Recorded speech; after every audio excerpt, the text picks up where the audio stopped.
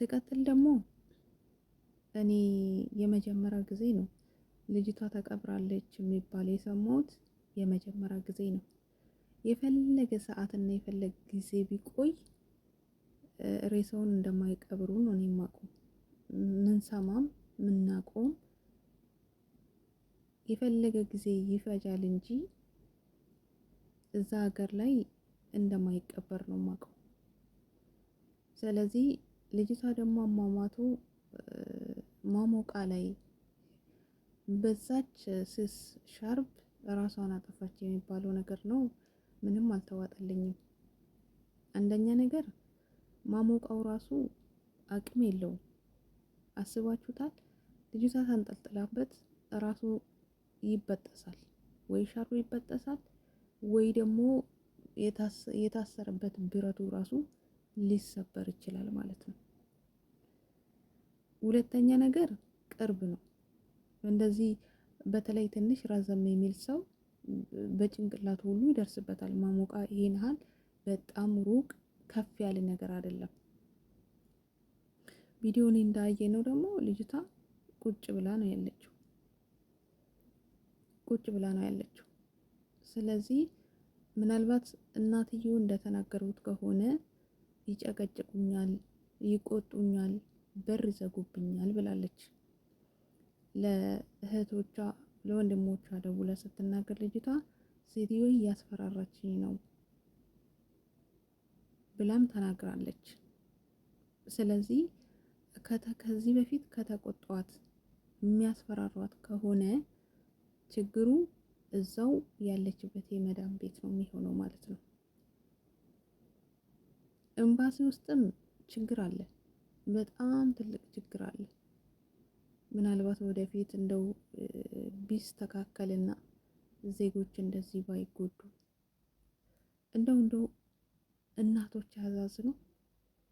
እናት ወይ ሀዘን ነገር ሲያገኛቸው ቁጭ ብሎ ሀዘናቸውን በወጉ በስርዓቱ ማሳለፍ እንጂ እንደዚህ ሚዲያ ላይ ወጥተው ሀዘናቸውን እንኳን በአግባቡ መወጣት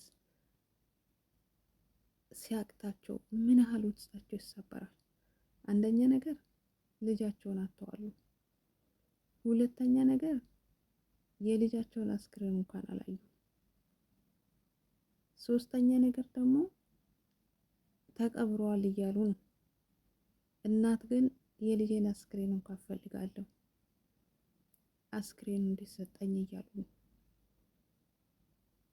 ታዲያ ምን ያህል ልባቸው ይሰበራል። እኚህ እናት እንዴትስ ሆነው ነው ወደ ራሳቸው የሚመለሱት? አስባችሁታል? ምናልባት እኮ እቺ ልጅ ትሆናለች እሳቸውን የምታግዛቸው፣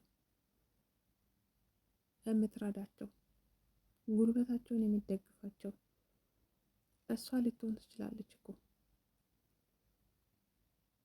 አቅማቸው ደግሞ እሳቸው እንዳየናቸው ትልቅ ሰው ናቸው።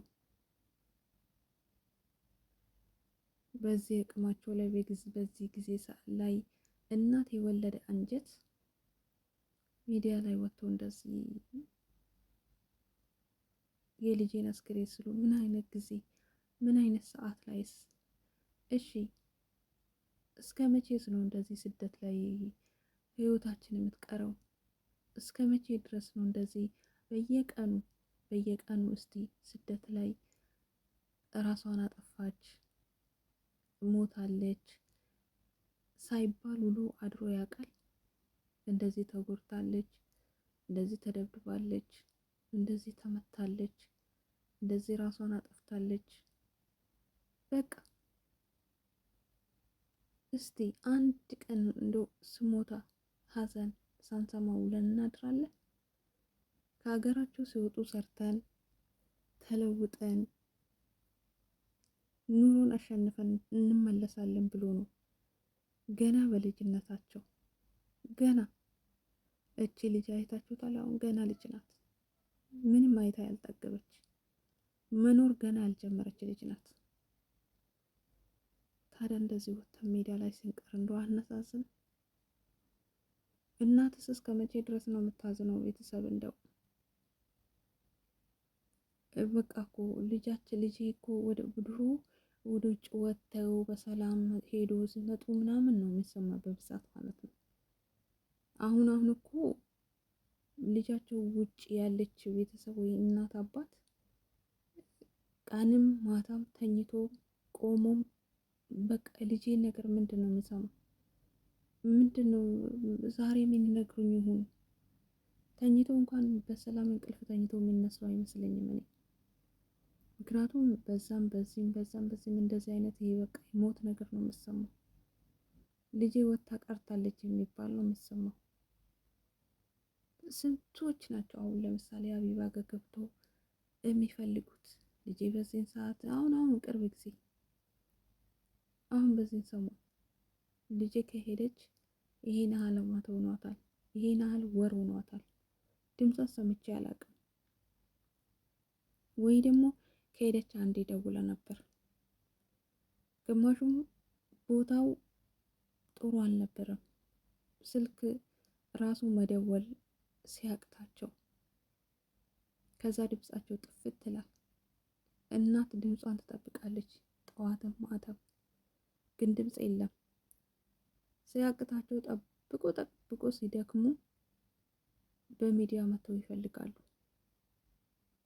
ልጄ ከወጣች ይሄን ያህል አመት ሆኗታል፣ ይሄን ያህል ጊዜ ሆኗታል፣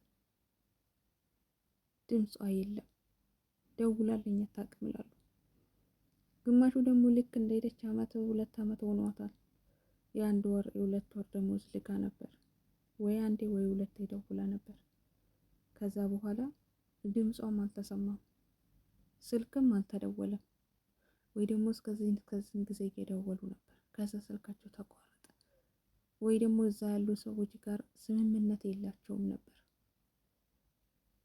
እንደው እህቶቼ ማርያምን እንደዚህ ማይሆን ቦታ ከሆነ የማይመቻችሁ ከሆነ እንደው ይቅርባችሁ፣ እንደው ውጡ፣ አትስሩ፣ ስራ ይቅርባችሁ። ህይወታቸውን ከምታጡ መውጫ ፈልጉ። በቃ እንዴ ተለምኖም እኮ ይታደራል ህይወት ካለ ማለት ነው። ማርያም ሰው ለምግብ ብሎ አይሞትም። ተለምኖ ህይወት ካለ ጤና ካለ ይታደራል። ወደ ሀገራችሁ ተመለሱ። የሆነ በቃ የማይመቻችሁ ከሆነ በጣም ጫና ከመጀመሪያው ሲበዛባችሁ እንደው በቃ ስራውን አቁማችሁ ተው እህቶቼ፣ አትሞቱ በእውነት በቃ ገና ሰርቶ ያልጠገቡ ትላንትና የተወለዱ ልጆች ወጥቶ ሲቀሩ እናት ስታዝን ብዙ ልጆች ምግብ የለም፣ የሚበላ የለም፣ የሚጠጣ የለም፣ ብር ዘጋባቸዋል። ብዙዎቻቸው ጭቅጭቅ አለ፣ በጣም ይጨቃጨቃሉ፣ ይማታሉ። ይሄን ሁላ ችሎ የሚሰሩ ልጆች አሉ። ይቅርባችሁ። አንድ ቀን እንደዚህ ክፉ ነገር ስለሚመጣ ማለት ነው፣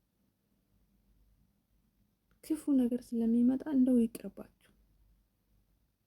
ህይወት ከሌለች እኮ መኖር የለም። ስለዚህ በህይወት ቆይቶ ደግሞ ተሸክሮ መኖሩ ይበልጣል። ለማንኛውም መልካም ቆይታ ይሁንላችሁ ውድ ቤተሰብ። በእውነት በጣም ነው የሚያሳዝነው። እናት እግዚአብሔር አምላክ ጤናቱን ጽናቱን ያድሎት፣ ብርታቱን ጉልበቱን። ከዛ ውጭ ምንም ማለት አልችልም። መልካም ቆይታ ውድ ቤተሰብ።